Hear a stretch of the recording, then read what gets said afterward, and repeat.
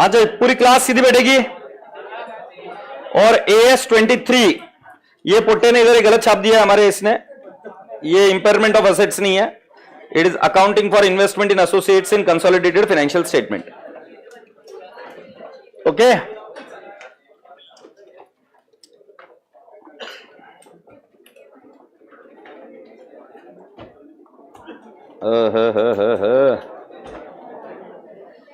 AS23 exam point of view से important है क्या? The answer is yes. Sir इसका पास्ट का डेटा आप दे सकते हो क्या? इसका पास्ट का डेटा अवेलेबल नहीं है, बट जो पुराने सिलेबस में था उसके अंदर ये आया करता था, और इस पर 5 मार्क्स के क्वेश्चन आएंगे, और अगर 20 मार्क्स का क्वेश्चन आना है तो समझ जाना तुम्हारी बल्ले बल्ले है, क्योंकि हमने इसमें 20 मार्क का क्वेश्चन भी डील करना है, तो वो मैं बताऊंगा कि आपको किस तरीके से करना है। इसमें सिर्फ नोइंग वुड बी इंपॉर्टेंट, अगर आपको पता रहेगा तो आप बिंदास्त होकर करके आ जाओगे, तो सुनते जाइए। But before I go further, आज किसी बच्चे ने कोई क्वेश्चन पूछा था कि सर वो माइनिंग कॉइन वगैरह का, तो आपको कुछ आंसर देता हूं, आपने ध्यान से सुनना। You will get many opportunities to do many things. So many opportunities to do so many things. Yes or no? So there are people I have seen that they get so many opportunities, they keep doing this and that, और फिर उसके बाद में last में वो कुछ एक चीज नहीं कर पाते। इस उम्र में ऐसा बहुत ज्यादा आपको ये लगेगा कि जिसके अंदर बच्चों को ऐसा लगता है कि मुझे पैसा कमाना है, बहुत ज्यादा पैसा कमाना है।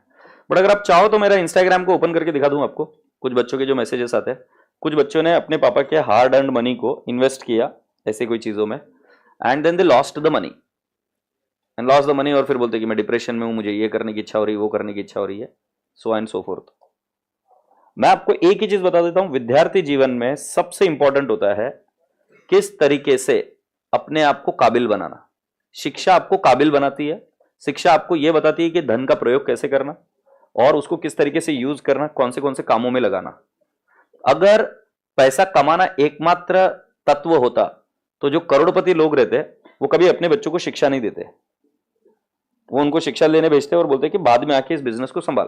तो बात ऐसी है कि किसी भी बड़ी चीज को हैंडल करने के लिए शिक्षा सबसे इंपॉर्टेंट है। पुराने दौर में बाहुबली मूवी देखते हो या बाकी के पुराने दौर में भी अगर आप देखते हो तो जितने भी लोग थे जो राजा महाराजा थे, तो उन राजा महाराजाओं के बच्चों को शिक्षा लेने के लिए गुरुकुल भेजा जाता था।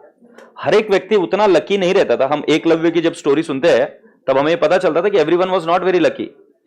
आई can only tell you one thing, that you people are lucky but you are not realising it right now. If you ask your heart will answer it very clearly कि what your parents want right now.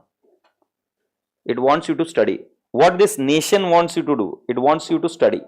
We were a poor country when our education or literacy rate was less. We got all the job profiles of all over the world when we had what? Education with us. Without education, you will not go very far. अभी लगता है energy है तो तुमको लगता है दोनों चीजें हो जाती है, ये मिथ है, ये भ्रम है, ऐसा नहीं हो सकता। जितनी भी आपकी एनर्जी है वो सारी की सारी पढ़ाई में लगाइए या अपने शरीर को स्वस्थ रखने में लगाइए। शरीर स्वस्थ रहेगा तो बुद्धि अच्छी चलेगी, और फिर जो पैसा आपको लग रहा है ना अभी कमाने का, वो ज्योमेट्रिक प्रोग्रेशन में कमाओगे आप।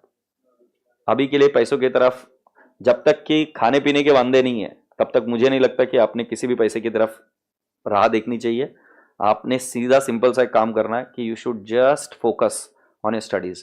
Can I ask in this intelligent class, anyone has done job here? How much you have earned? हाँ, वॉलंटरी, हाँ नहीं, पर कितने महीने काम किया आपने? 3 साल काम किया, और आपने कितने कमाए 3 साल में?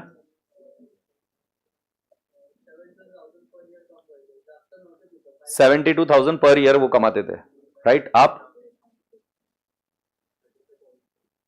Per month? Okay, what did you do? CA firm, and you used to earn 35,000 per month. Huh? Okay, where did you work? No, which city? Huh? Bangalore. Okay, Bangalore is a different city, but I'm sure that 35,000 won't be sufficient there. Okay. Now sit.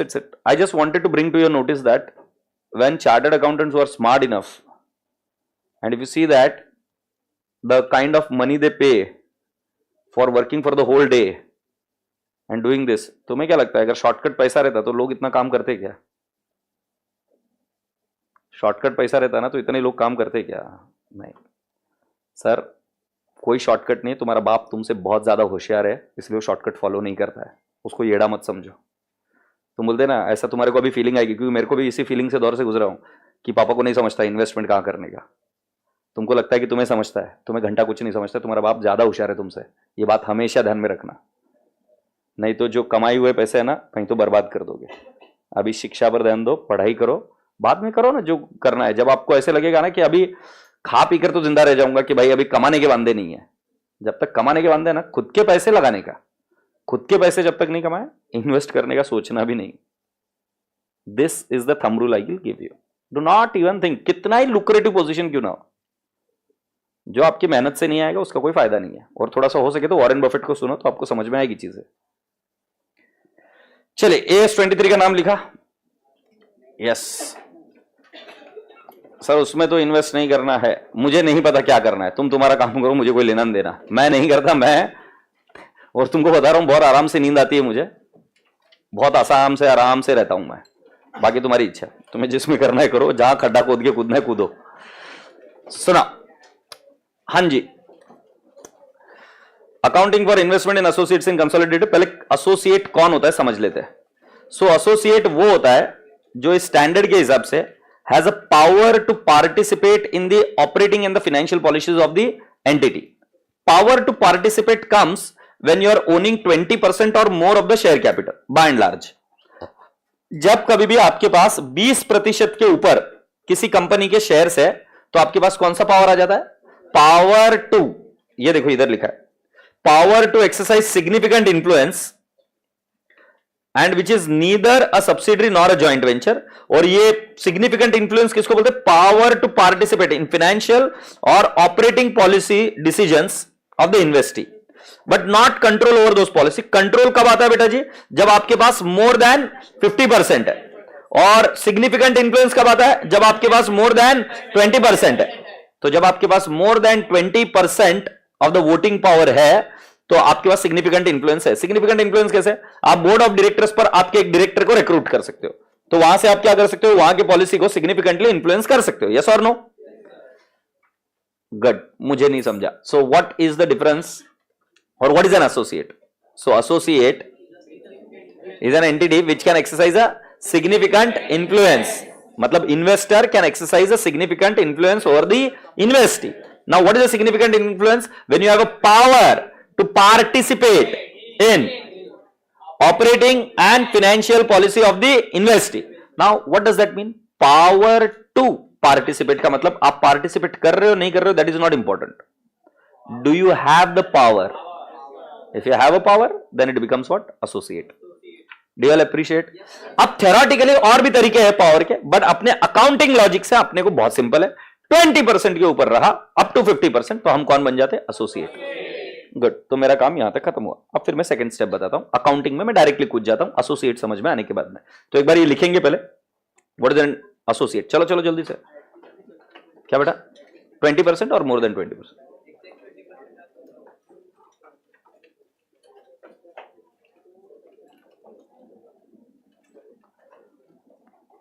An associate is an enterprise. चलो चलो जल्दी लिखो। An associate is an enterprise. ये related party में भी काम आएगा। AS18. An associate is an enterprise in which investor has significant influence.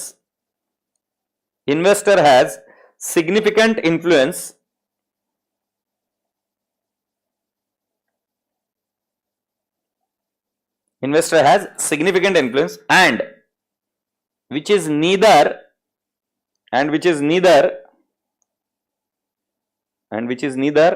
subsidiary nor joint venture. Joint venture के लिए लिख दो AS27। ये इसके बाद का नेक्स्ट स्टैंडर्ड कल जो हम डिस्कस करेंगे वो AS27 है, ज्वाइंट वेंचर। ओके, तो जो सिग्निफिकेंट इन्फ्लुएंस एक्सरसाइज कर सकता है, बट जो सब्सिडरी नहीं है, मतलब या ज्वाइंट वेंचर नहीं है। Is that okay? आगे लिख देते। सिग्निफिकेंट इन्फ्लुएंस का मीनिंग लिखो बेटा, और ये इंपॉर्टेंट है, लिख लेना। सिग्निफिकेंट इन्फ्लुएंस ये इंपॉर्टेंट है। It is a power to participate, it is power to participate, it is power to participate in the financial, it is power to participate in financial and or power to participate in the financial and or operating policy decisions and or operating policy decisions of the investee, of the investee, of the investee, but not control over those policies. Controls arises from what, my dear friend? Holding subsidiary relationship, but not control over those policies.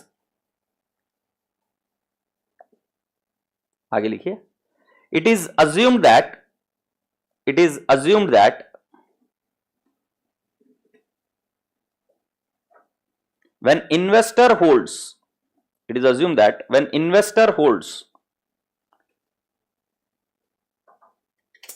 more than, or sorry, 20 or more than 20%, when investor holds 20 or more than 20%, 20 or more than 20% of the voting power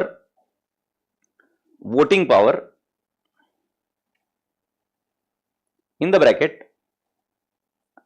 directly or indirectly, in the bracket, directly or indirectly, directly और indirectly. अब ये indirectly क्या होता है मैं आपको समझाऊंगा। मतलब आपके एक कंपनी में आपका 9% है और दूसरी आपकी सब्सिडरी है, सब्सिडरी उसके अंदर ओन कर रही है 20%, 25%, तो you are able to control more than 20%, so directly और इनडायरेक्टली, ठीक है, थ्रू सब्सिडरीज। देन आगे लिखे, it is presumed that, it is presumed that, it is presumed that, it is presumed that क्या, investor has significant influence,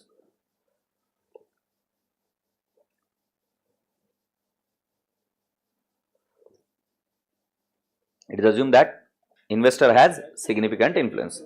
अच्छा, अब ये standard पूरा का पूरा प्रैक्टिकल है, इट इज नॉट थ्योरेटिकल। तो इस बार की जो मॉड्यूल है आपकी स्टैंडर्ड की, मैं आपको बता रहा हूं बेहद सुंदर है। पन्ने थोड़े ज्यादा है, बट अगर आपको मौका मिले तो जरूर पढ़ना। कम से कम प्रैक्टिकल पार्ट बहुत सुंदर तरीके से दिया है, मतलब बेहतरीन तरीके से दिया है, काम किया है ऐसा लगता है AS23 पर। बाकी के कट कॉपी पेस्ट किए है, मतलब पिछले बार के जो थे वही के वही कैरी फॉरवर्ड हो गए, बट इस पे काम हुआ है, तो very beautiful. So I will request you that in case you want to refer a module for this, you should refer a module. Now listen to me, लिखिए associate, for accounting of an associate, for accounting of an associate, two standards are applied, two standards are applied, two standards are applied, ठीक है। For accounting of an associate, two standards are applied. In standalone parent, अब standalone parent मतलब जैसे Tata Motors का investment है मोर than 20% in precision camshaft, so it is not a subsidiary, it is an associate. So Tata Motors standalone में आप कितने में दिखाओगे आपका, या वो किस तरीके से अकाउंटिंग करोगे? सो मैं आपको बता रहा हूं AS13 investment accounting would be followed.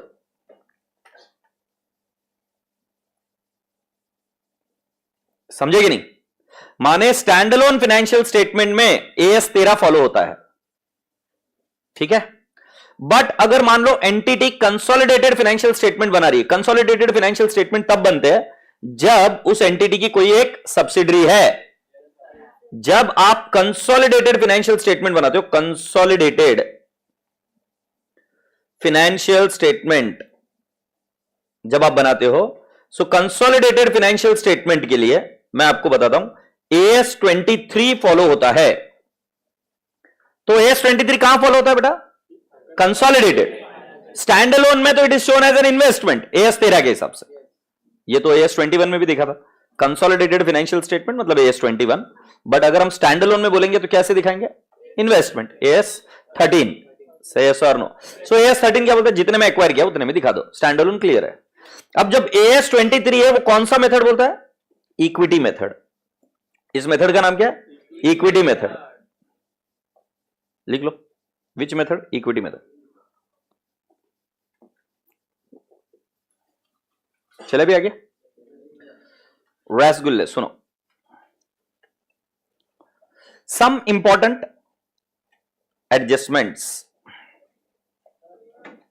हाँ बेटा, ये लिखा नहीं क्या? लिखो।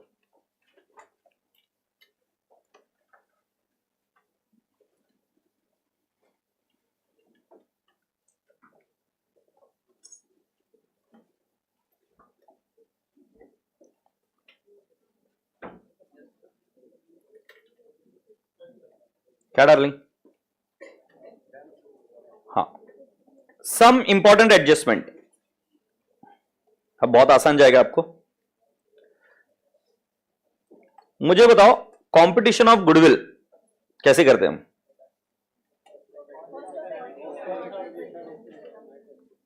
सो हम लिखते हैं फिर competition of goodwill. So competition of goodwill oblique CR लिख दूं क्या? सो हम लिखेंगे कॉस्ट ऑफ एक्विजिशन।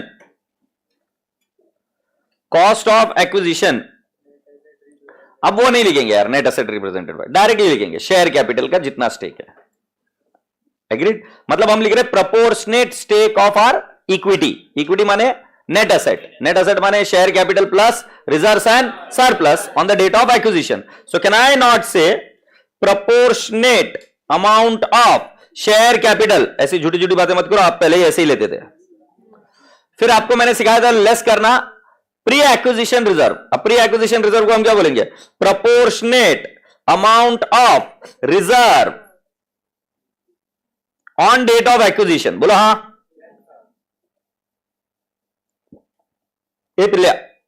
ये माइनस करने के बाद में ये क्या मिल जाएगा हमें? पॉजिटिव आया तो गुडविल, नेगेटिव आया तो CR। बरोबर है?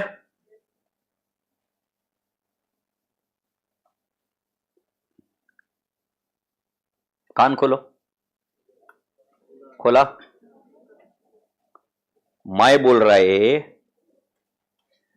गुडविल और CR is not recognized. Recognize मतलब कोई एंट्री नहीं होती, इल्ले entry, no entry, no entry, only disclose. Only disclose कि गुडविल CR कितनी आई है। तुझे आयला झेपला का नहीं? काय बोल लो मैं बोल रहा हूं उसकी एंट्री नहीं होती। मतलब बैलेंस शीट में फड़फड़ करते हुए मत जाके देखना गुडविल कहां है, गुडविल कहां है, नहीं दिखेगी गुडविल। सिर्फ क्या करना है? डिस्क्लोज, कितना गुडविल है, इतना CR है। अभी जो डिस्क्लोजर का तरीका है वो चेंज हो सकता है। सो आपकी जो ये टेक्स्ट बुक है, कंसेप्ट बुक, उसमें डिस्क्लोजर का तरीका अलग तरीके से दिया है, और जो आपकी मॉड्यूल का बुक है उसके अंदर डिस्क्लोजर का तरीका अलग से दिया है। मैं आपको दोनों ही तरीके बता दूंगा, दोनों ही तरीके सही है। सही सर? डिस्क्लोजर पाजी सुन लीजिए, परफेक्ट तरीका नहीं होना चाहिए। उन्होंने बोला कि गुडविल और CR शुड बी डिस्क्लोज, बात खत्म। अब वो डिस्क्लोजर के कुछ लोगों का एडलेस करके दिखाते कुछ लोग, और कुछ लोग इन द ब्रैकेट दिखा देंगे। कबूल है? तो बेटा जी गुडविल और CR जो कुछ भी कैलकुलेशन है, वो कैलकुलेशन तो बिल्कुल AS21 के जैसे होगा, बट वो सिर्फ डिस्क्लोज होगा, इट इज नॉट रिकॉग्नाइज्ड। आगे बढ़े। ये कौन से तारीख के दिन होता है? As on date of acquisition. As on date of acquisition हुआ, ये लिख दिया, as on date of acquisition होता है। फिर आगे लिखे सब्सिक्वेंटली। क्या हो बेटा? ये लिखा नहीं? लिखो जल्दी से।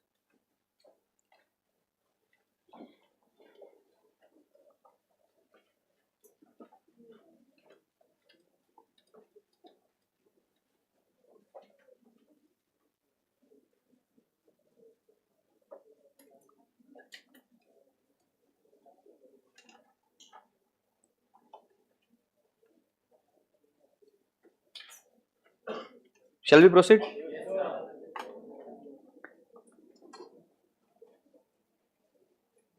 हाँ सुनो जी, देखो जी, सुनो जी, बता रहा हूं, फोकस बेटा जी। Subsequently equity method is followed, ठीक है? तो इसको विजुअलाइज करना, ये कंसोलिडेटेड फाइनेंशियल स्टेटमेंट है। हम इक्विटी मेथड कैसे फॉलो करते हैं? सो हम लिखेंगे इन्वेस्टमेंट इन associate,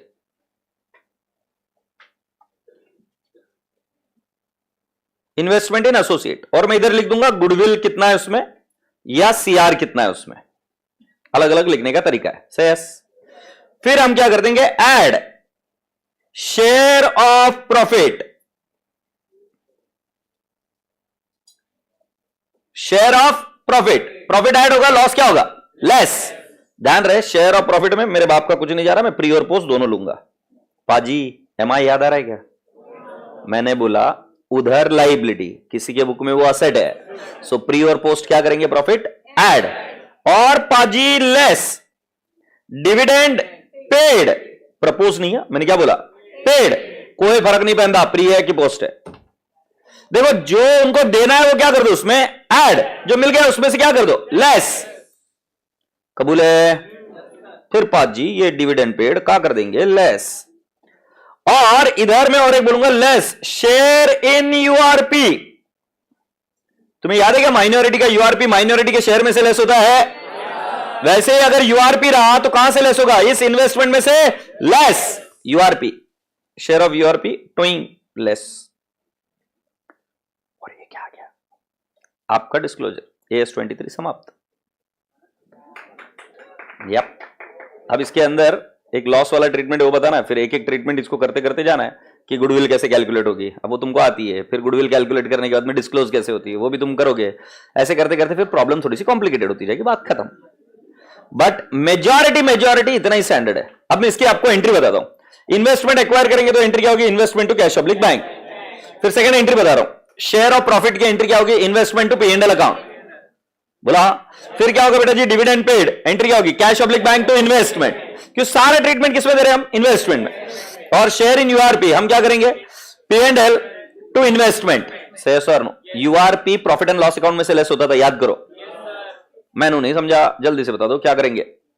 first one, investment acquire किया, investment to cash public bank. फिर दूसरा, share in profit, investment to P&L, agreed. फिर dividend declared, cash public bank to investment, don't tell cash public bank to dividend, cash public bank to investment. कौन से period का dividend कोई लेना देना नहीं, क्योंकि जितना भी प्रॉफिट आया हमने क्या किया, बिफोर डिविडेंड ऐड, और जब डिविडेंड मिल जाएगा तो cash public bank to investment. और लास्ट वाले एंट्री के शेयर इन यूआरपी, हमारी एंट्री होगी P&L to investment.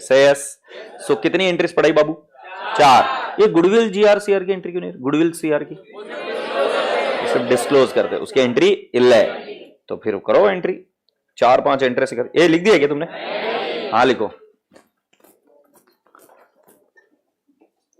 Sir can we make improvement in ourself by changing handwriting? The answer is yes, it is called as graphotherapy. But इसके पीछे मेरे गुरु ने मेरे को एक चीज समझाई थी, वो समझा देता हूं तुमको।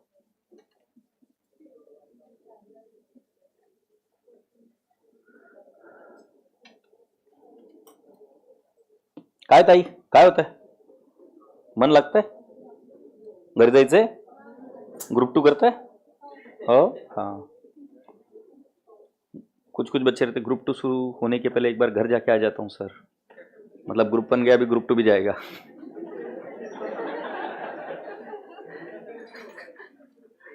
सरकास्टिक है, यस इट इज। हाँ डार्लिंग,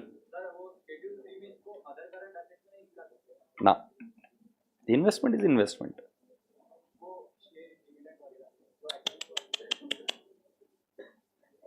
सर वो इन्वेस्टमेंट में क्या ट्रीटमेंट है ये बता दिया। अभी तुम बोलेंगे कैश पब्लिक बैंक तो कैश में जाएगा, करंट असेट में। अगर तुम बोलेंगे कि सर डिविडेंड रिसीवेबल है तो डिविडेंड रिसीवेबल करंट असेट में जाएगा, वो ठीक है। But I am talking about investment. In AS23, I am only talking about how equity method works. So this is equity method. Equity method का rule क्या है कि जितना प्रॉफिट है, जितना मेरे को बिलोंग करता है, मेरे में ऐड कर दो, और जितना तुमने मुझे दे दिया वो लेस कर दो. बात खत्म. Are we done? So चलिए एंट्री लिख लीजिए. हाँ, मरनीर.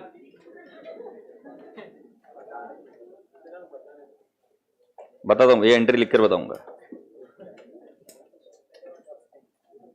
नहीं बताऊंगा, बाढ़ में जा. पहली एंट्री इन्वेस्टमेंट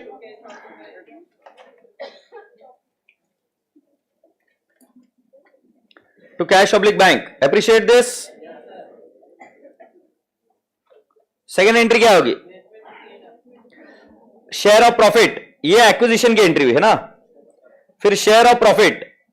लॉस रहा तो उल्टा होगा बेटा entry. So share of profit की एंट्री बता रहा था मैं, लास्ट लिख दिया. Share of profit. What is the entry? Investment to P&L account.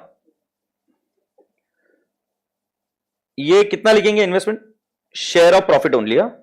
Share of associate. Third,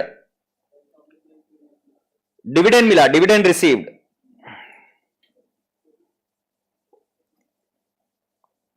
तो क्या करेंगे? Cash oblique bank to investment. Oh,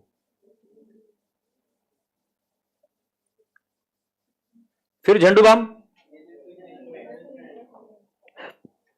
URP P&L to investment. Okay पिल्लू.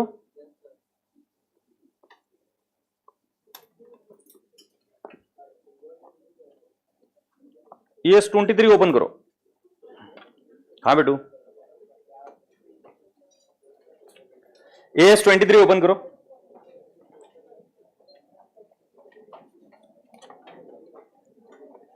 क्वेश्चन बैंक ओपन करो.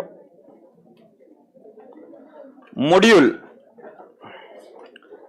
ये ब्लू कलर के question number 4. पहले module के question करेंगे जैसे मैंने आपको बताया.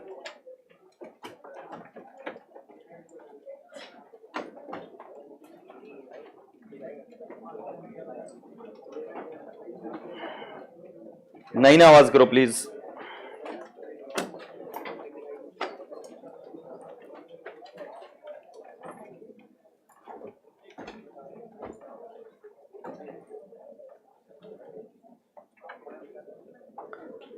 I want pin drop silence and your attention here.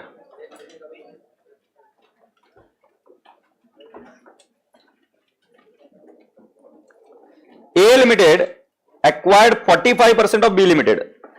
So B Limited is an associate. B Limited is an associate.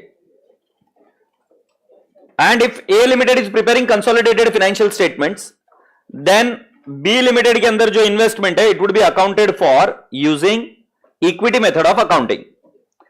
So on April 2021, and the price paid was 15 lakh. This is cost of acquisition. Following are the extract of the balance sheet of B Limited as on 1st April. मतलब उसी दिन. So मतलब बेटा जी share capital और reserves and surplus दिया हुआ है. B Limited has reported net profit 3 lakh and paid dividend of 1 lakh for the year ended 31st March 22. Calculate the amount at which the investment in B Limited should be shown in the consolidated balance sheet of A Limited. Again, the answer is very simple. What I'll do is first, I'll say competition of goodwill or goodwill or CR. So goodwill और CR कैसे calculate होता है? देखो, cost of acquisition. Can I say 15 lakh? Yes, फिर हम करेंगे share capital 10 lakh का 45%, 4,50,000. And I'll write down reserves and surplus. I'll write down 6 lakh into 45%. बराबर लिखा गया बेटा मैंने. So 6 lakh का 45%, 2,70,000. कबूल है? ये दोनों आइटम को माइनस कर देंगे तो कितना आ जाएगा? 15 लाख माइनस 4,50,000 माइनस 2,70,000 कितना आएगा? 7,80,000. ये क्या आ गई?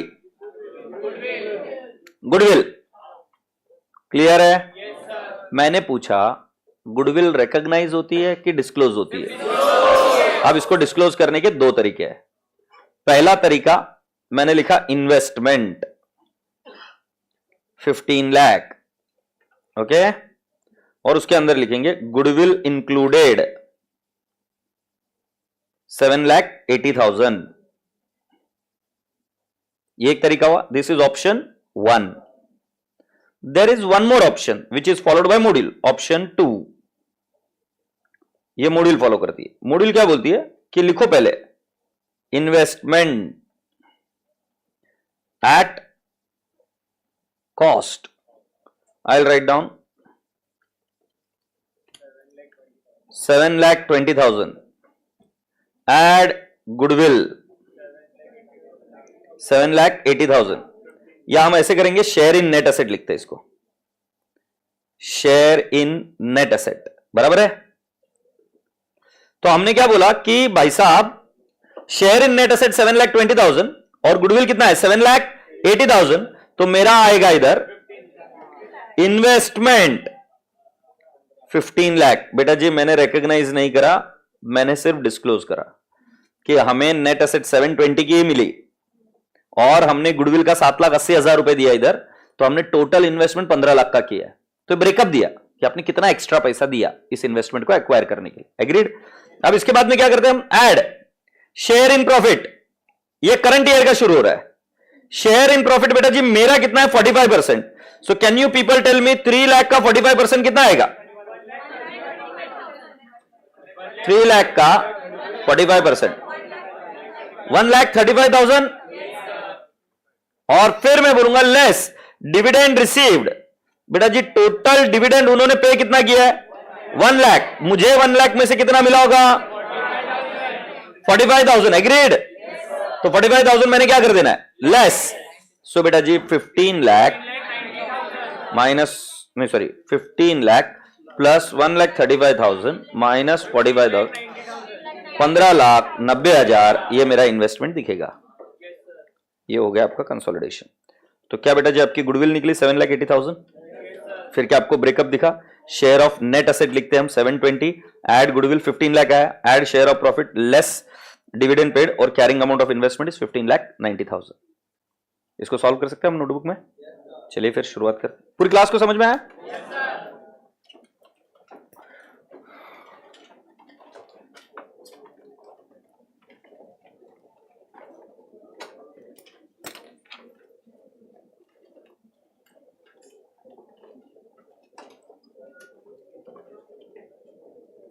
सो लिखते हैं competition of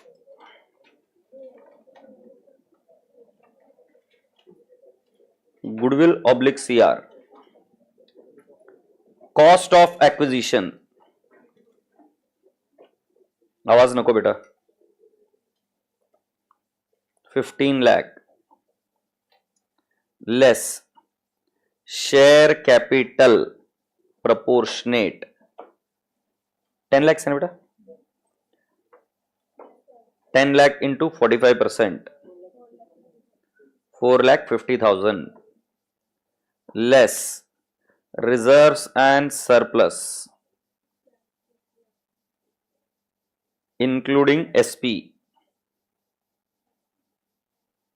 6 lakh into 45%,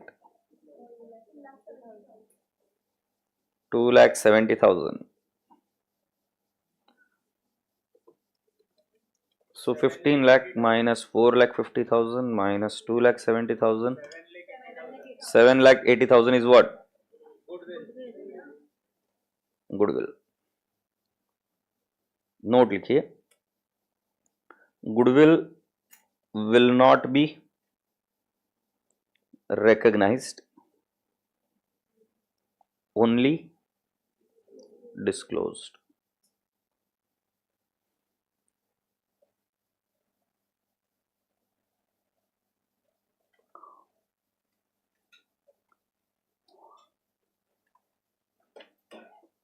Second point, accounting of associate.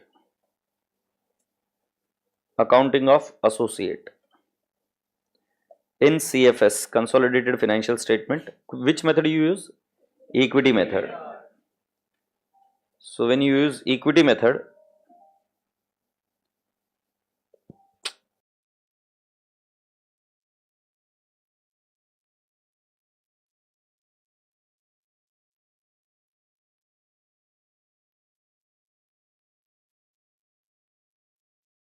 हाँ बाजी, accounting of associate in consolidated financial statement, equity method. So what do you do? पहले हम लिखते हैं share in net asset of associate. बेटा जी आपको निकालना पड़ेगा 15 लाख माइनस 7 लाख 80,000, 7 लाख 20,000, ये निकालना पड़ेगा. समझ में आया ना? ये दिया नहीं रहेगा. फिर हम क्या करेंगे? Add goodwill. बेटा अगर सीआर रहेगा तो क्या करोगे? ऐड या लेस? लेस. सो 7 lakh 80,000 working note number 1. 15 lakh तो हम कहेंगे this is cost of investment. अगले साल से अब हर साल का शेयर ऑफ प्रॉफिट क्या करेंगे? Add share of profit in the bracket 1,50,000. 1,50,000 है ना? 3 लाख का कितना परसेंट है?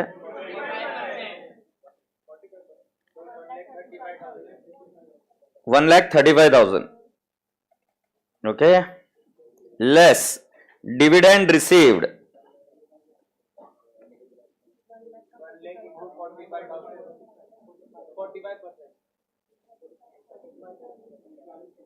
45,000 less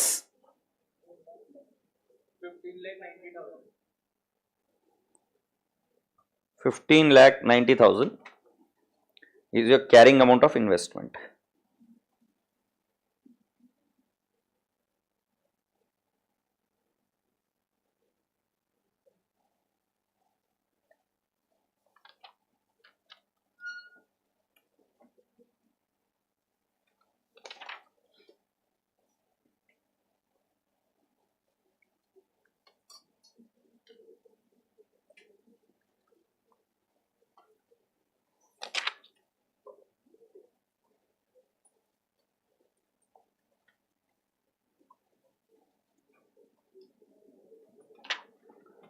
Question number 8, blue.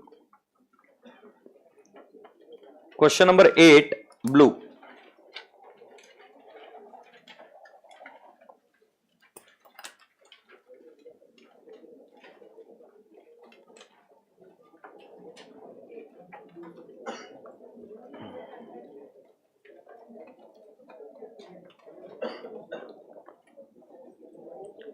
Bright Limited acquired, oh sorry, Bright Limited acquired 20, अच्छा, A Limited acquired 25% shares in B Limited as on 31st March 21 for rupees 3 lakh. The balance sheet of B Limited as on 31st March 21 is given below. You have got share capital and reserves and surplus 10 lakhs. Fixed asset है, investment है और current assets है. During the year 31st March 22 the following are the additional information available. इसका मतलब बेटा जी ये जो 31st मार्च 21 है उसकी बैलेंस शीट दी हुई है, इससे गुडविल निकालने में कोई दिक्कत नहीं आएगी. यस और नो? और हमने कितने में एक्वायर किया है? 3 लाख. सो कैलकुलेटर पर लीजिए 10 लाख का 25%, 2,50,000. 3 lakh minus 2,50,000, 50,000 is what? Goodwill. Cost of acquisition आपका इतना है और आपका टोटल इक्विटी नेट एसेट इतना है ना, 5 + 5 लाख. तो 10 लाख का 25%, 2,50,000 माइनस करेंगे तो गुडविल कितना आ जाएगा? 50,000. किसी को कोई एतराज? परफेक्ट. तो यहां तक तो आप कर लेंगे. फिर आगे क्या हुआ? During the year ended 31st March 22 following additional information is available. A Limited received dividend from B Limited for the year ended 31st March 21 at 40% from the reserve. आपको टेंशन नहीं लेने का है, तुमको क्या करने का है? जो करंट ईयर का प्रॉफिट है वो क्या करने का? ऐड.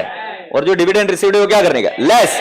अबे प्री एक्विजिशन है कि पोस्ट एक्विजिशन डिविडेंड कोई नहीं, ट्रीटमेंट एक ही है, लेस कोईगा. आगे क्या? B limited made a profit of 7 lakh. बेटा 7 लाख को क्या करेंगे? 7 लाख का 25% कितना आएगा? 1,75,000, ये क्या करेंगे, ऐड। और डिविडेंड कितना है बेटा जी हमारे पास, शेयर कैपिटल कितना है उसका, 5 लाख का 25%, 1,25,000 इंटू 40%, क्योंकि डिविडेंड इज 40% ना बेटा,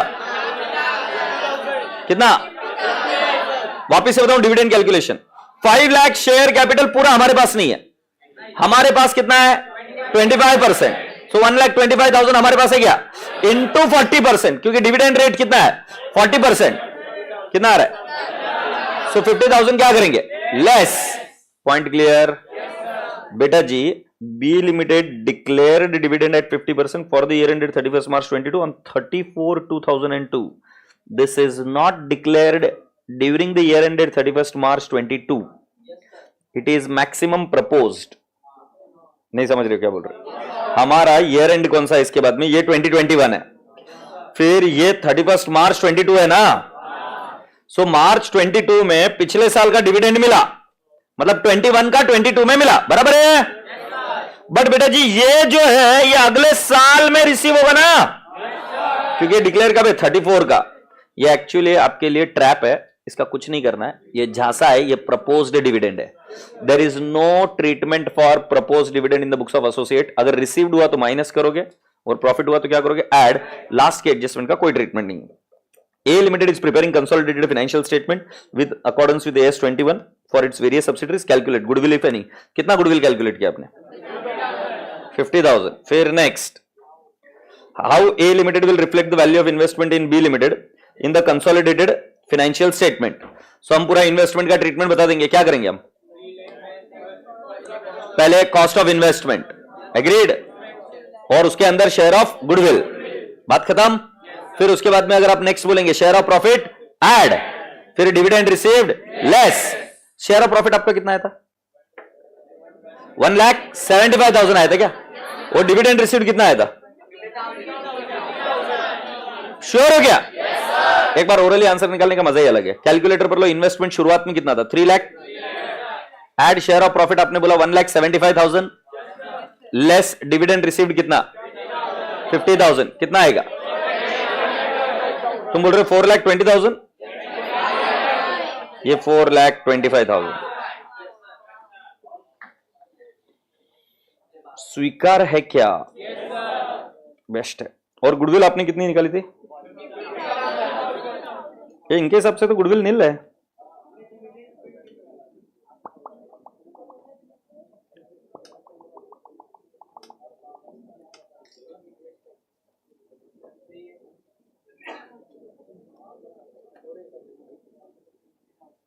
क्या मिठे लोग है साले, जान खा जाते साले। ठीक है करवा देते, ये भी कोई बड़ी बात नहीं, ये भी ट्रीटमेंट आता है तुमको। बट तुम्हारे आंसर तो मैच हो गए। चलो प्रेजेंटेशन इनका फॉलो कर लेंगे, इनके अपने बाप का क्या जा रहा है, चले लिख लेते। अच्छा मुझे बताओ डिविडेंड रिसीव्ड आप क्या करते हो, ऐड या लेस, श्योर हो ना। अच्छा किस तरह से लेस करते हो, तुम श्योर हो। तो जब इन्वेस्टमेंट से लेस करते हो तो वो P&L में जाएगा क्या, कैसे जाएगा, नहीं जा सकता। तो तू उसको प्री एक्विजिशन डिविडेंड बोलकर लेस कर, या डायरेक्टली मेरा शॉर्टकट डिविडेंड रिसीव्ड माइनस कर, प्री एक ही पोस्ट है, बात तो एक ही है सर। मैं ज्यादा लॉजिकल बात कर रहा है, मैं ज्यादा लॉजिकल बात कर रहा है। ठीक है भाड़ में जाओ, मैं सही बोल रहा है, मान नहीं रहे मेरी बात। लिखो लिखो कंपटीशन ऑफ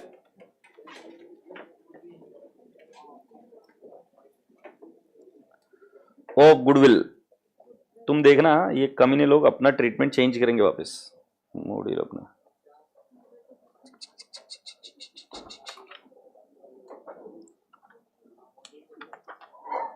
वाओ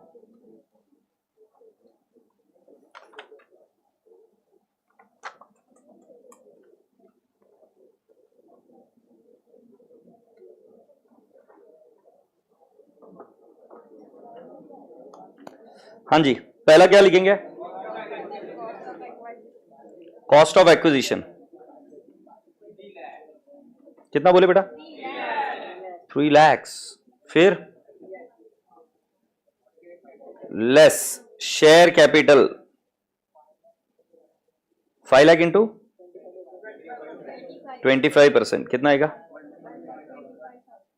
1,25,000। और प्री एक्विजिशन रिजर्व, नहीं प्री एक्विजिशन वर्ड नहीं करेंगे अपन, रिजर्व्स एंड सरप्लस कितना बोलेंगे बेटा जी? 5 लाख इंटू 25%,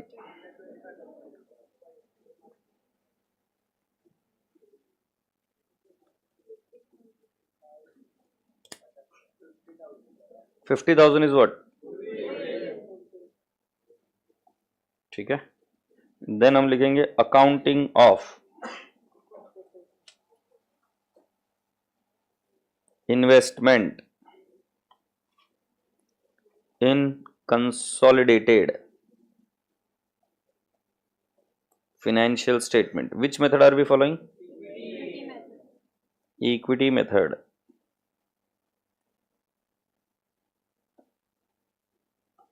Okay, so हम लिखेंगे cost of, नहीं cost नहीं, share of net assets in associate. बेटा गुडविल 50,000 है, मतलब 2,50,000 हुआ क्या? फिर करेंगे add goodwill 50,000, cost of investment in, cost of investment in what? In associate 3 lakh, add share of profit, कौन सी ईयर का? 2021, 22। सो कितना है बेटा जी? 7 लाख है क्या? 7 लाख इंटू व्हाट परसेंटेज? कितना है? 1,75,000। फिर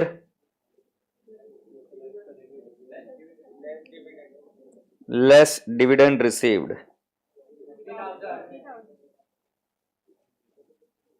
ये हमें निकालना पड़ेगा 5 लाख इंटू 25%। पहले हमारा शेयर निकला इंटू रेट ऑफ डिविडेंड 40%, ऐसे निकालना पड़ेगा ना? कितना आएगा? 50,000।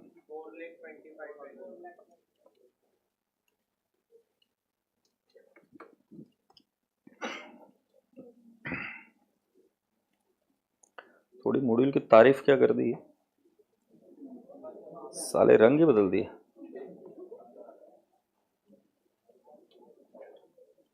Carrying amount of investment, yes,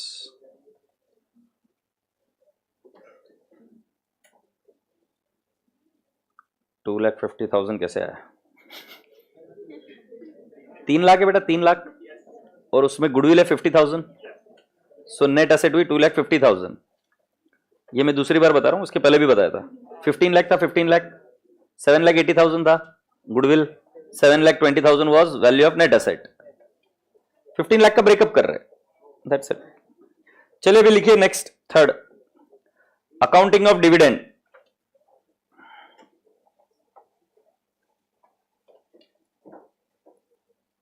accounting of dividend,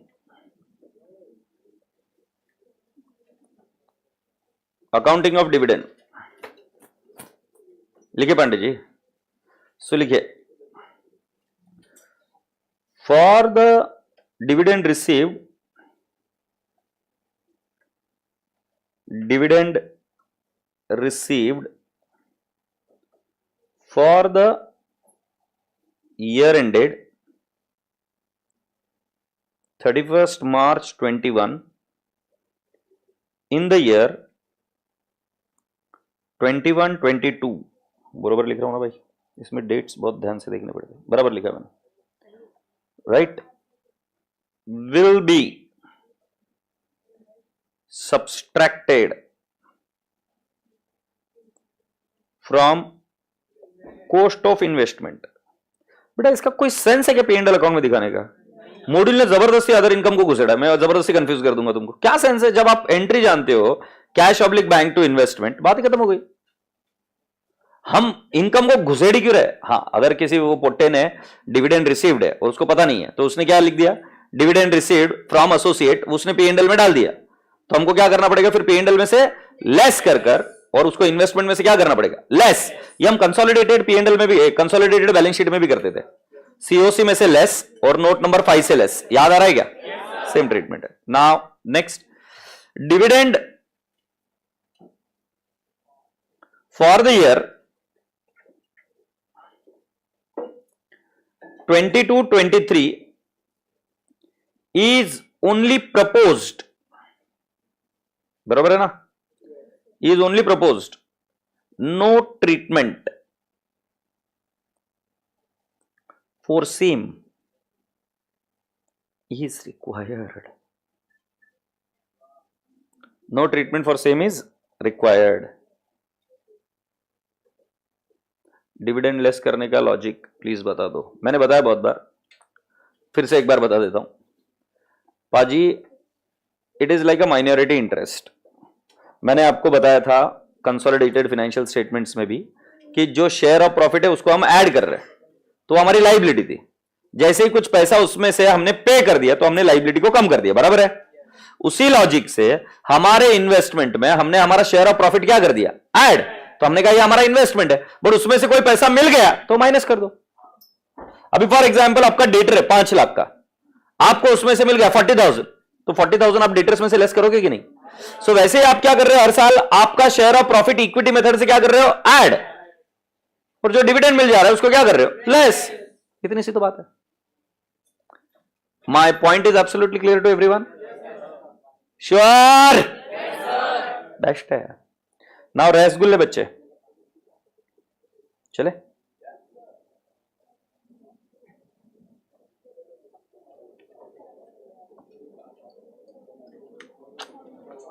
वो बात बतानी क्या? ठीक है, एक पेपर दे रहे।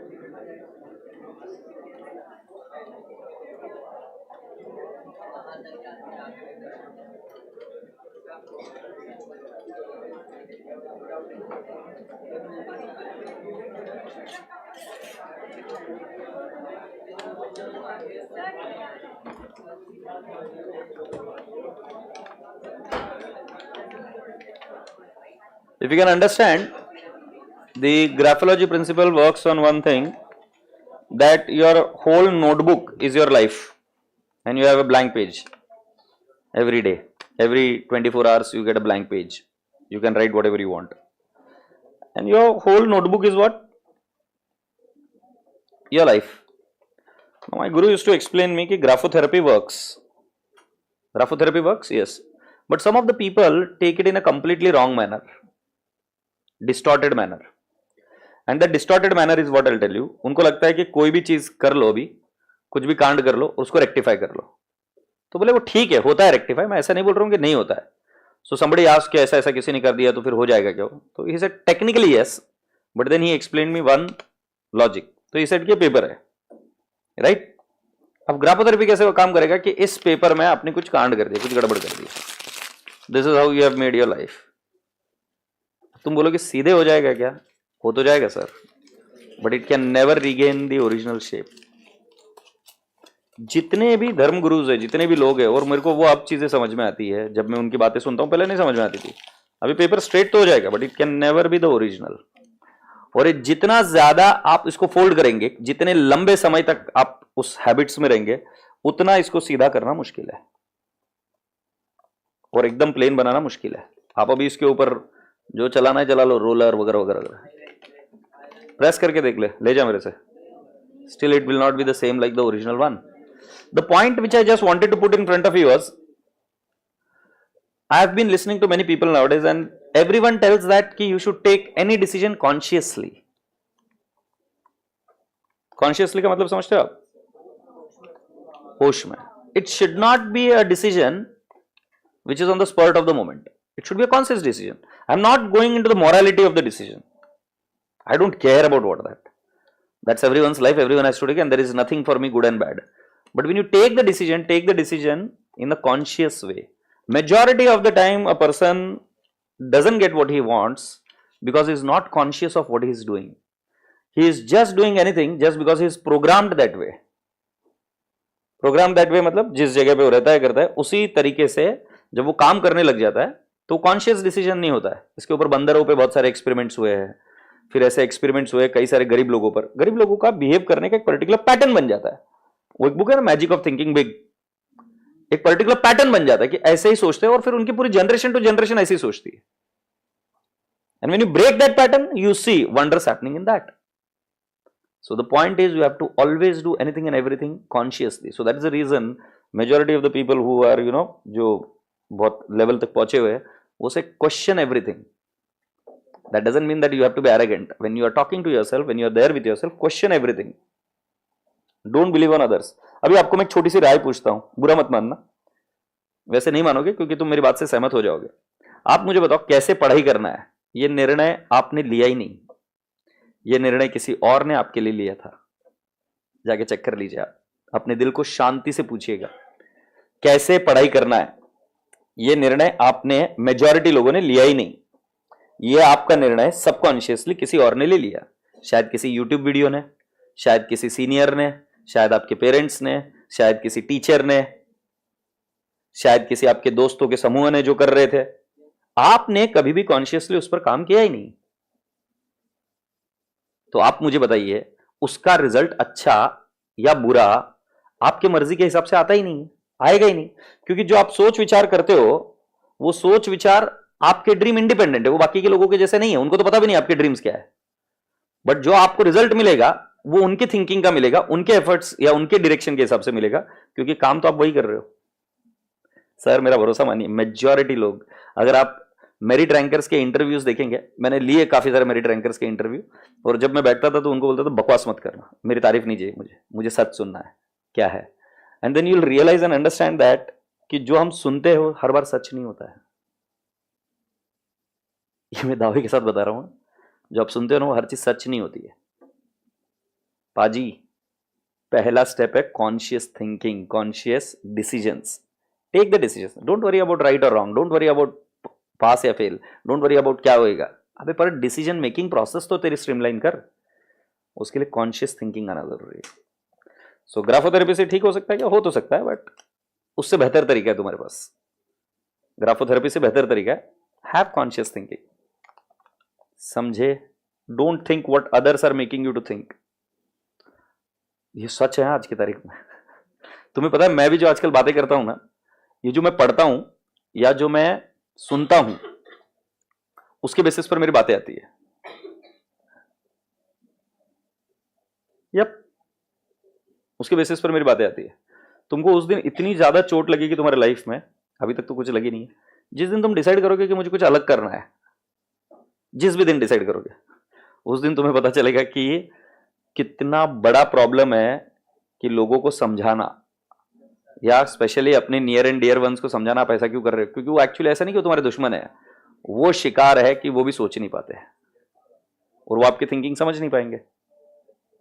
आज एक इंस्टाग्राम पर एक स्टोरी डाली है मैंने, बहुत प्यारी बात बोली वो साहब ने. हो सके तो देख लेना. हाँ देख ली, ठीक है. चले भी आगे. Question number 7.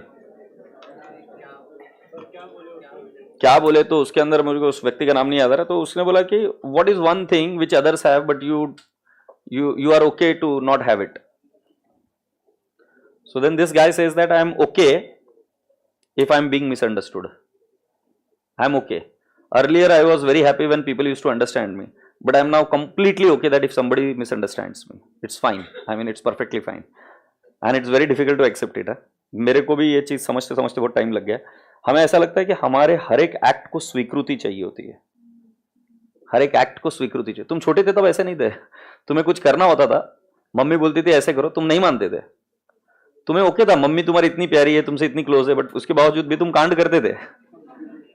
You are okay to be misunderstood. And you hardly had any issues, and that was the best time of our life, isn't it? और तब तुमने हर एक काम जैसे तुम्हारे पेरेंट्स ने सिखाया वैसे नहीं किया, स्वेच्छा से. मेरी बेटी के जन्म के पहले हमने एक गर्भ संस्कार शिविर किया था, मुझे आज भी याद है कि उसके अंदर कुछ चीजें सिखाई थी। तो हमारे घर में उसके पहले जब भी बच्चे होते थे, so they used to have a walker for them, walker. और हमें ऐसा लगता था कि हम बच्चे को चलना सिखा रहे हैं। ऐसा वॉकर होता है ना जिसके अंदर बच्चे को डाल दो, फिर वो चलते रहता है किधर भी, एड़े के जैसा, right? So then they said that it is not correct, you should not have this, and they had their scientific evidence and logic. And I'll tell you, I have seen my daughter, पलटी मारने में हमने कभी उसको help नहीं किया, उसको बैठने में कभी हेल्प नहीं किया, उसको बोलने में कभी हेल्प नहीं किया, उसको किसी भी एक्टिविटी में फिजिकली उसको कभी हेल्प नहीं किया। And we were so fortunate enough to see her every little move, how she did it. मतलब वो बैठने, ये जो ऐसे था ना रेंगते हैं जिसको, वहां से बैठने तक का सफर इतना ब्यूटीफुल था, इतना ब्यूटीफुल। वो पहले राजा महाराजा के जैसे बैठने लगी ऐसे आड़ी ऐसा, and from there in she sat like this after few days. So for few days she sat like this, and we saw her through our own eyes how she started standing, how she started walking. हमने कभी effort नहीं लिया उसको खड़ा करने का, she did it on her own, and that's what I have understood. Everyone is born with their inner intellect. धीरे धीरे इतना मलिन हो गया वो सब चीजें, लोगों ने इतना बड़ी मार किया कि बच गई बार। अब तुम पहचान ही नहीं पाते हो तुमको कि तुम थे कौन, तुम बन गए क्या। तुम्हें पता भी नहीं चल रहा है कि तुम्हारे डिसीजन तुम ले रहे हो कि तुम्हारे ऊपर जो संस्कार हुए वो ले रहे हैं। फर्क पड़ गया। क्वेश्चन नंबर 7 पर आ जाओ, आ जाओ बाबू। मेरे पास ऑप्शन नहीं है, पैसे मैंने पढ़ाने के लिए लिए है। Question number 7। बाप रे बाप, सिमरन मेरे सामने मत बोल प्लीज, तेरे हाथ जोड़ रहा हूं, मत बोल मत बोल, मुझे बहुत गंदा लगता है, बहुत बुरा लगता है। नहीं नहीं, वो बोल रही है कि I wanted to go in a different field but my dad did not agree. तूने मजाक में ले लिया, सामने है, क्या बड़ी बात है। जीवन का, अगर आप रिटायर हुए 60 साल की उम्र में, 60-65 साल की उम्र में अगर आप रिटायर हुए, तो जीवन का 45% टाइम या 45 years of your life, 40 years of your life you are going to spend in your career. पढ़ाई को तो छोड़ रहा हूं मैं, अगर प्योर भी पकड़ूं तो 40% of your time you are going to, या 40 years of your life you are going to spend on your career. मैं तो भाई मर जाऊं पर ऐसी जगह पे स्पेंड नहीं करूंगा टाइम जहां पर हर रोज 8 घंटा या 10 घंटा जाना मेरे लिए तकलीफ का काम है। मैं इधर जब भी आता हूं, बैठता हूं, मजाक नहीं बता रहा हूं, एक दिन ऐसा नहीं गया कि जब मेरे को मलाल होता है कि इधर क्यों आया मैं, तो मुझे खुशी होती है। एक दिन ऐसा नहीं हुआ बहुत भी हेक्टिक हुआ तो सुबह उठना है तो ऐसे चिड़चिड़ हो रही है, खुश होके आता हूं इधर। इधर संडे को भी आ गया तो मेरे को किरकिर नहीं है, मतलब एक बार भी किरकिर नहीं है। तुम बोलेंगे पैसा मिल रहा है, सर घंटा पैसे का नहीं है रे, रोल नहीं है। It's about I enjoy in this domain and I would tell you that follow that passion which your heart says. उसके लिए किसी की मत सुनना, जो आपका दिल कहता है वही करना। भले झाड़ू मारने का दिल करे तो झाड़ू मारना।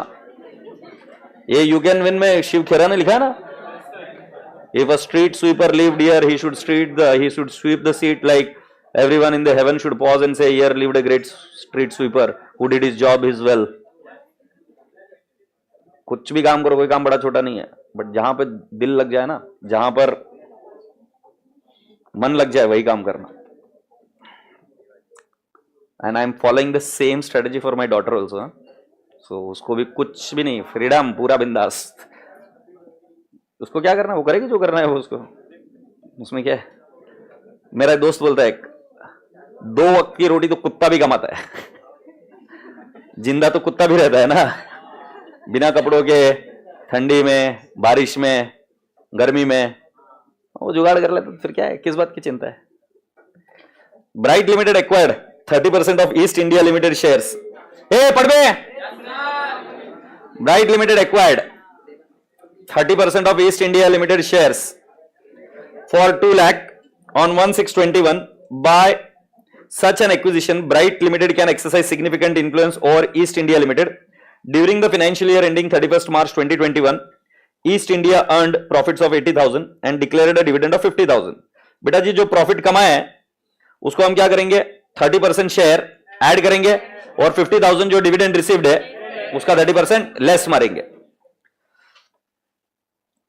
East India reported earning of 3 lakh for the financial year ending on 31st March 22, assuming profit accrue evenly and declared dividend of 60,000 on 12/6/22. अपने बाप का क्या जा रहा है, जो प्रॉफिट हुआ वो वापस क्या करेंगे, ऐड। बट बेटा जी एक ही मसला है, इन्होंने बोला during the financial year ending 31 March 22, हे दिसतंय का? इसका मतलब क्या हुआ?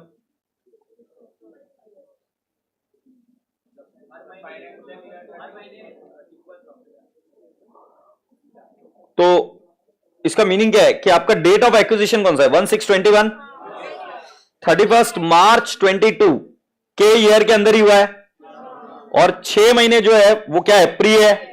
6 महीने 2 महीने, अप्रैल में 2 महीने प्री है, और बची का क्या है, पोस्ट है। और जिस दिन नहीं 31 मार्च 21 east India and profit of 80,000, ये लास्ट ईयर का है क्या भाई, ये लास्ट ईयर का है, और डिविडेंड डिक्लेयर किया फॉर लास्ट ईयर ही, से यस।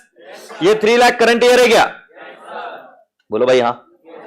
और बेटा जी एंड डिविडेंड डिक्लेयर्ड 60,000 ऑन 12/6/22, इसको बोलेंगे इग्नोर खुली आंखों से। वाई इग्नोर, ये प्रपोज्ड। देखो दिखने में बहुत कॉम्प्लिकेटेड दिखेगा बट बहुत आसान है। मैं तुमको कुछ कुछ चीजें पूछता है वो तुम मुझे बता दो, बता सकते हैं?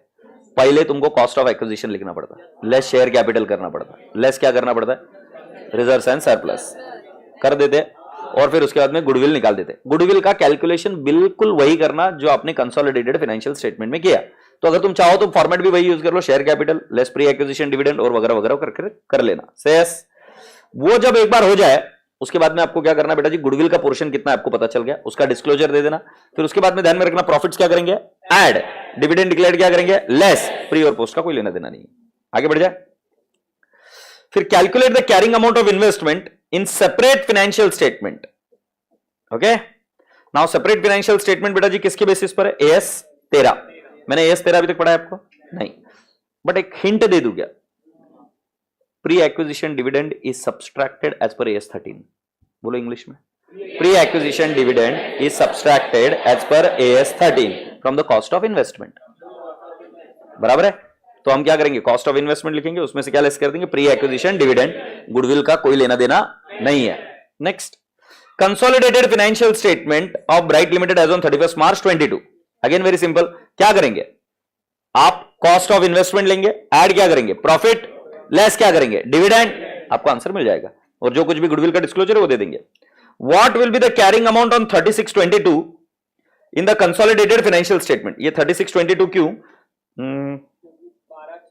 12/6 को डिविडेंड दिया तो वो भी क्या हो जाएगा, लेस।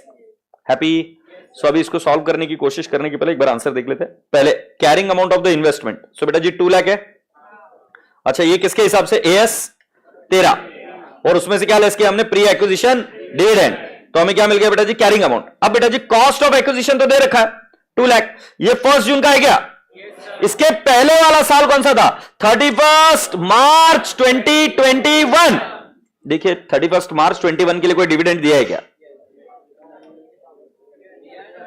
दिया है क्या? तो अपने कंसोलिडेटेड फाइनेंशियल स्टेटमेंट के जज्बात को जागा करो और मुझे बताओ ये प्री है कि पोस्ट है, ये प्री है कि पोस्ट है? क्योंकि अपना एक्विजिशन 1 जून है, 1 जून के आगे का कोई भी डिविडेंड मिलेगा तो पोस्ट है, उसके पहले का कोई भी मिला तो क्या है, प्री है। अच्छा कंसोलिडेटेड फाइनेंशियल स्टेटमेंट के जज्बात को जागा करो वापस, मुझे बताओ प्री एक्विजिशन डिविडेंड मैं क्या सिखाया आपको, less from cost of acquisition, कबूल है क्या नहीं है बेटा? ऐसे भी डिविडेंड लेस ही होता, बट सेपरेट फाइनेंशियल स्टेटमेंट में एएस 13 फॉलो करना पड़ता, और एएस 13 में मैं बताऊंगा आपको कि आपका प्री एक्विजिशन डिविडेंड क्या होता, लेस। एसोसिएट में तो इजी है बे, सारे डिविडेंड जो भी रिसीव्ड है माइनस, प्री है कि पोस्ट है। अब तुमको डिसाइड करना है, तुमको 2 डिवीजन करना है तो प्री करके पहले लेस कर दो और पोस्ट बाद में लेस कर दो, मुझे कोई फर्क नहीं पड़ रहा, बट दोनों ही लेस होंगे। Consolidated financial statement, investment accounting के हिसाब से आप क्या करोगे, cost of investment less pre acquisition dividend. मुझे नहीं समझा, as per AS 13 pre acquisition dividend is what, subtracted from what, cost of investment. पक्का? तो लिख दीजिए, हेडिंग लिखे, in separate financial statement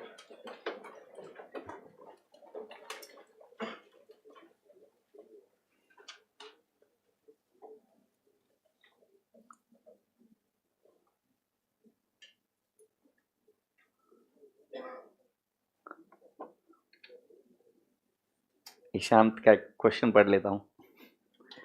sir पर इससे बाहर कैसे निकले, खुद का डिसीजन कैसे ले, ऐसा लगता है कि खुद कुछ नहीं आता, इसलिए सबको पूछते हैं, गधा है, तुझसे बेहतर तेरे बारे में और कोई नहीं जानता, और मुझ पर भरोसा नहीं है तो तेरे नाक को किसी और को बोल दे कि उसको चेंज करने के लिए कुछ बोले, वो चेंज नहीं होगा, उसका डीएनए ही काम करेगा। जैसे बढ़ना है, तेरा स्किन टेक्सचर, तेरा कलर, सब कुछ तू खुद डिसाइड कर रहा है, ये सत्य है, समझे? So sad. क्या लिखा भाई ये?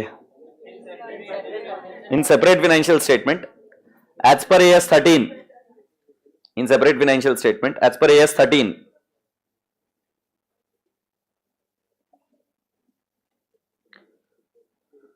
Okay, pre acquisition dividend, pre-acquisition dividend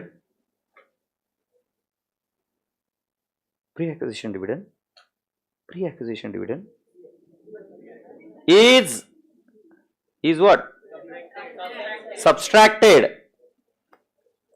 Pre-acquisition dividend is subtracted from cost of investment. Is subtracted from cost of investment. इको नहीं बे, मैं भी 3-4 बार बोल रहा था. Is subtracted from cost of investment. लिख दिया?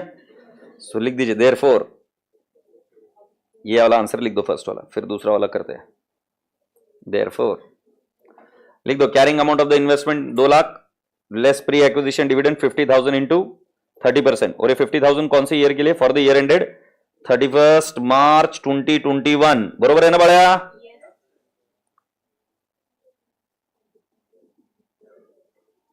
यही पागल कौन आवाज निकल रही भी?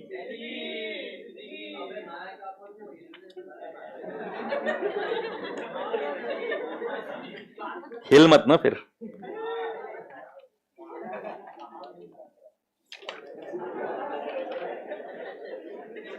Shut up.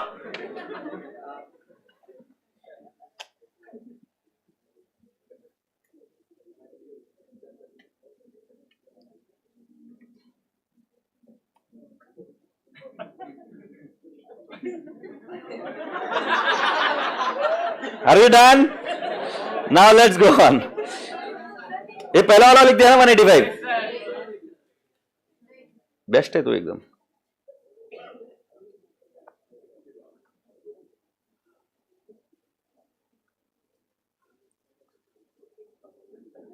ये पब्लिक नीचे का नहीं लिखने का, पहला वाला ही लिखना है.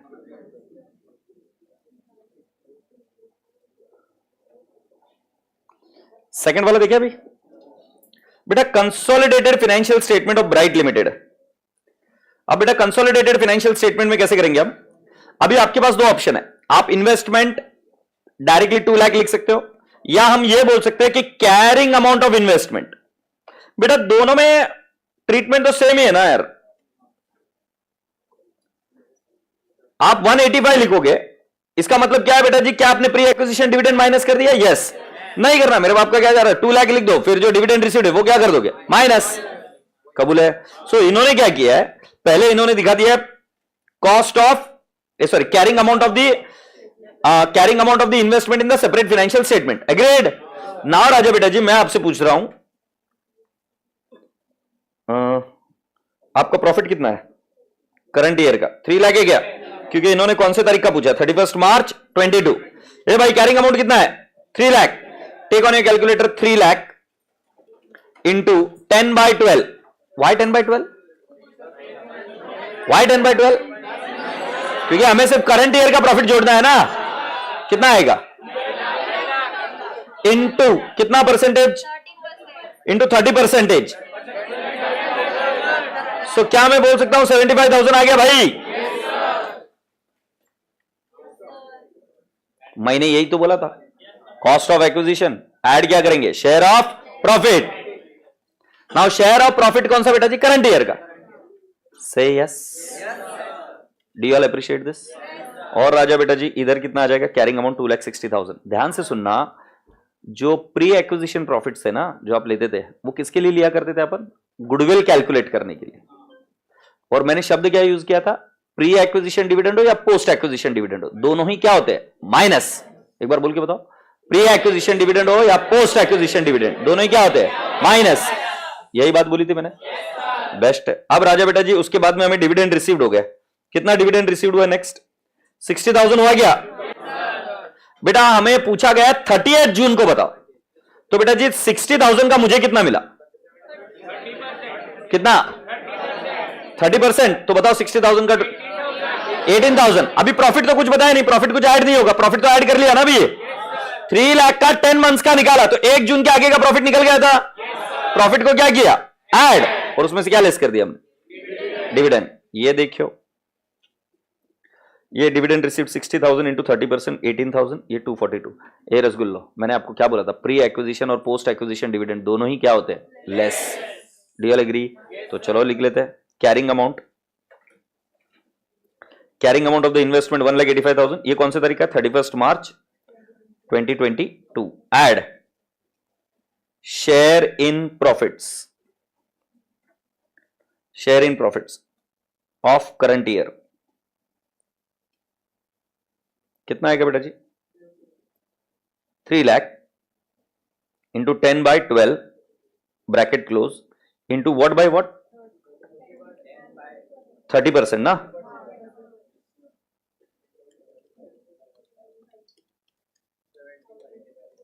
You mean 75,000? ये ऐड हो गया था। सो 1,85,000, 2,60,000। ये इन्वेस्टमेंट कौन से तरीके हो जाएगा? As on 31 March 2022। फिर हम क्या करेंगे? Less dividend received,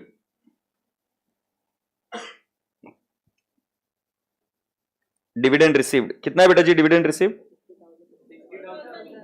60,000 into 30%, 18,000। Agreed?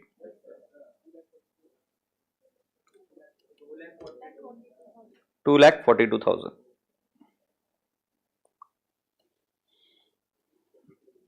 Is that okay? आगे एक नोट लिखो। इन दी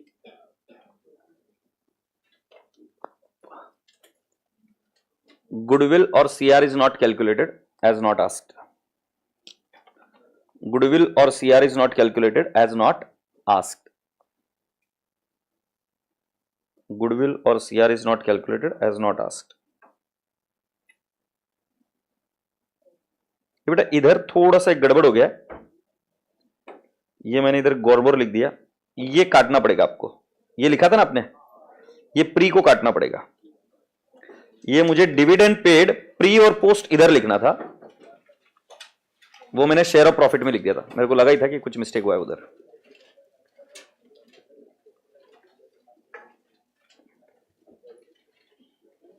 शुरुआत में पढ़ाते वक्त मैंने दिखा था, देखो डिविडेंड प्री और पोस्ट दोनों माइनस होंगे। अभी डिविडेंड प्री माइनस करने के लिए आप पहले माइनस कर दिखा सकते हो। डिविडेंड प्री और पोस्ट दोनों माइनस होंगे, बट शेयर ऑफ प्रॉफिट से पोस्ट ऐड होगा। कबूल है?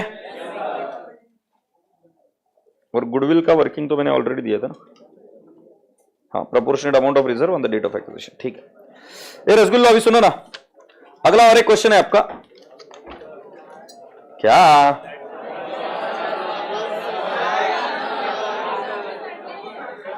संडे हो गया? मैंने क्या पाप किया है? 7:30 के पहले तो छोड़ने का सवाल ही नहीं है।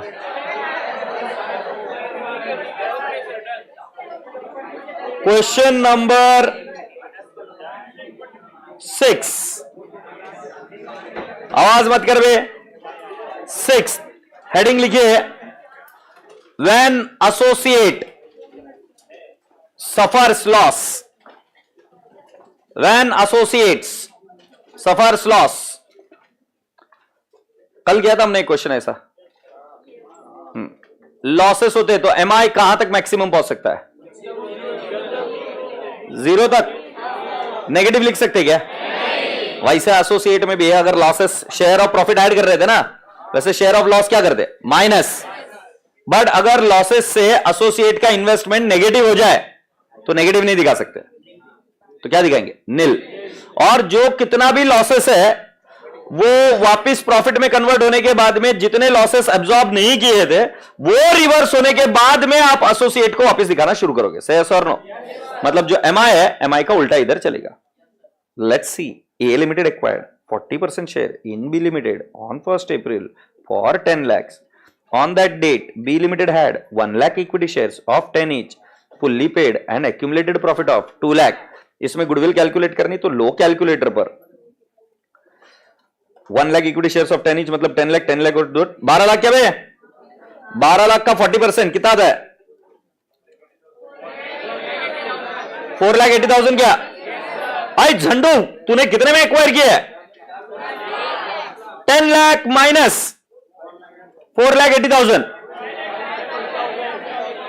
कितना रहा है 5,20,000 है क्या है क्या अबे 5,20,000 है क्या यस सर नहीं क्या है क्या ये गुडविल है क्या ये लियो गुडविल है स्वीकार है सो हमारी वर्किंग नोट नंबर 1 क्लियर है हमें हम गुडविल लिख देंगे और कैलकुलेट कर देंगे कैसे निकलेंगे cost of acquisition less share capital proportionate share less pre acquisition reserve फिर क्या होता है ये पुट्टे को लॉस हो गया 10 लाख का 40% 4 लाख क्या करेंगे माइनस फिर 12,50,000 का 40% 5 लाख पहले 4 लाख लेस किया था अभी 5 लाख बैलेंस 1 लाख बचा होगा 10 लाख कॉस्ट ऑफ इन्वेस्टमेंट था अरे बोलो भैया ठीक है बता लिख कर दिखाना पड़ेगा आगे कितना लॉस हो 5 लाख का 40% कितना लेस करेंगे 1 लाख क्योंकि उसको नील बताकर छोड़ देंगे चलो लिखो पहला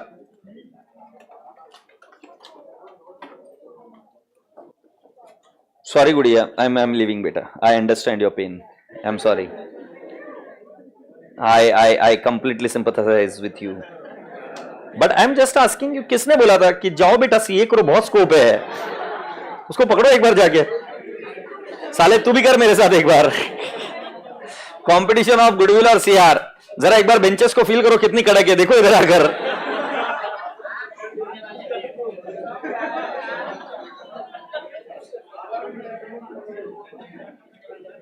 कॉस्ट ऑफ एक्विजिशन नहीं बताओगे मुझे कितना है फिर लेस करेंगे share capital mummy share capital कितना है 10 लाख का बिल्कुल सही जवाब 4 लाख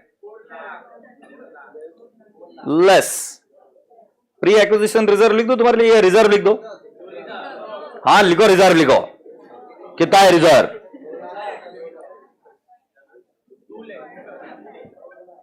कितना है बे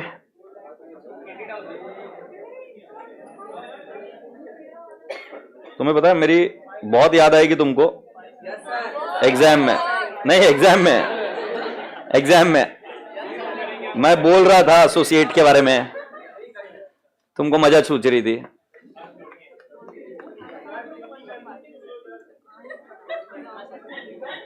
सर पोस्ट की only in share of profit reason क्योंकि गुड़िया जो इन्वेस्टमेंट एक्वायर किया था प्री एक्विजिशन का पैसा देकर ही एक्वायर किया था ना अभी गुडविल निकालते प्री एक्विजिशन का ही माइनस कर रहे हैं ना तो अगर कोई भी इन्वेस्टमेंट एक्वायर करेगा तो अभी तक के जितने भी प्रॉफिट मुनाफे जो कुछ भी है उसका पूरा पैसा देकर ही बाय करेगा ना तो प्री एक्विजिशन इज ऑलरेडी उसको रिसीव्ड हो चुका है वो इन्वेस्टमेंट में ले चुके हैं पोस्ट से ऐड होना शुरू होता है चलिए अभी दूसरा लिखते हैं बेटा जी हम क्या लिखेंगे कैरिंग अमाउंट ऑफ इन्वेस्टमेंट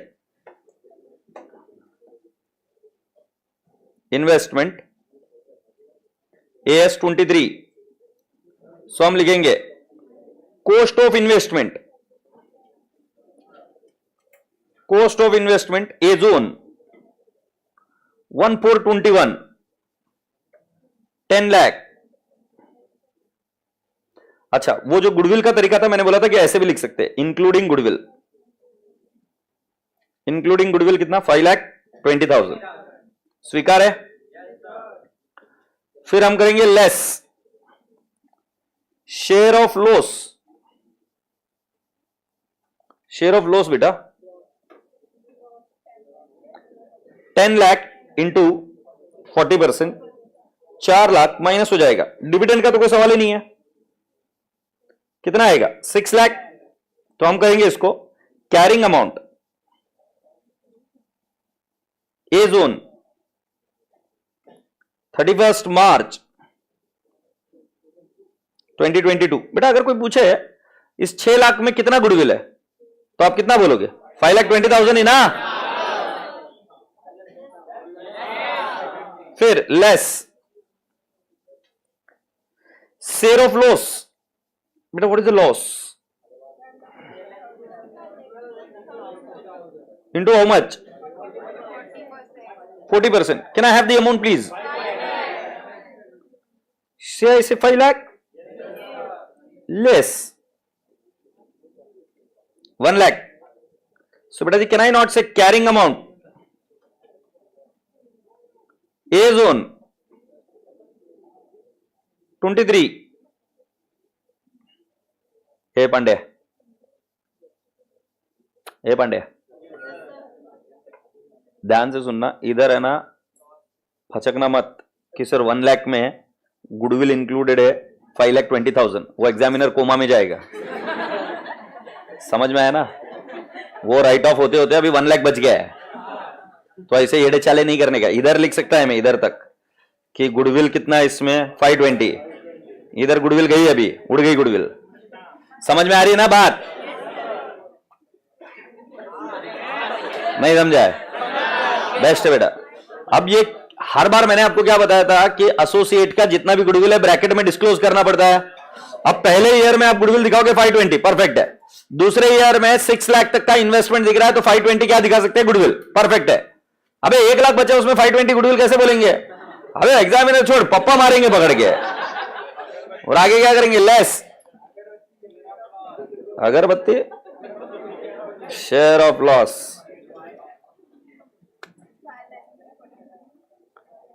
कितना पे? 5 लाख इंटू 40%, 2 लाख। बट क्या हम 2 लाख लेस करने की औकात है क्या हमारे पास? हम कितना लेस करेंगे? Is equal to 2 lakh restricted to 1 lakh.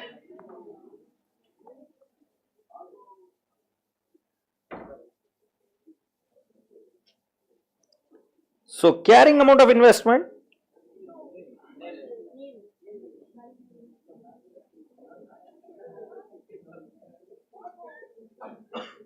ठीक है। इसको है ना बहुत पेल पेल के बताया उन्होंने, हर एक का कैलकुलेशन अलग अलग किया है, इनके बाप का राज है। कितना लिखा है, कितना छापा है, एकदम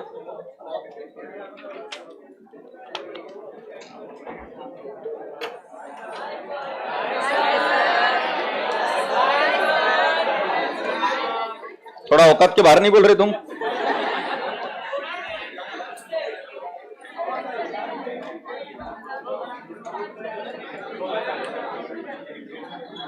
अच्छा सुन लो, मॉड्यूल का तो सिर्फ एक ही क्वेश्चन रहता है, होमवर्क लो,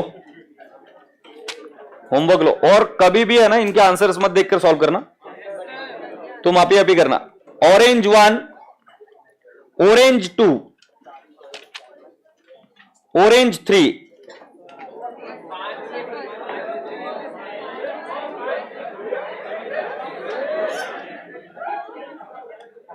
ऑरेंज 4,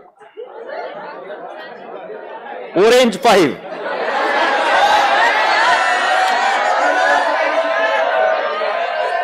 संडे है इसलिए रहम खा रहा हूं, छोड़ रहा हूं। अब एक क्वेश्चन सेम है यार, देख लेना जाके। चलो प्रेम से बाय बाय बोलो।